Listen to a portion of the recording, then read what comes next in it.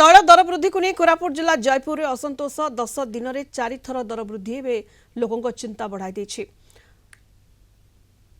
जयपुर में petrol litre प्रति पूर्व 107 टंका 70 पैसा थिबा बेले आज 110 टंका 50 पैसा बिक्री होछि। से भली डीजेल लिटर पिछा पूर्व 19 टंका 31 पैसा थिला, दर वृद्धि पर 102 टंका 19 पैसा रे पहुंची।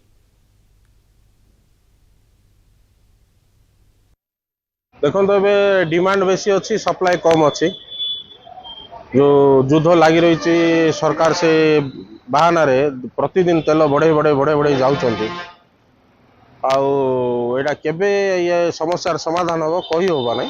साइड इफेक्ट देखो आज्ञा छोट छोट बिजनेस मैन जो मैंने अच्छा से बहुत इफेक्ट कर 6 दिन भितर रेट पूरा बढ़ी जाइए तो आम कौ प्रकार आग को गाड़ी चलेबू से सरकार को अनुरोध जे एमती बढ़ेले आम मैंने केमती चलू। तेल रेट बढ़ी जाइए आम खाଇବା तेल राशन सबुरे बढ़ला मैडम डाली सबुरे बढ़ी माने आम साधारण जनता केमती बचबू।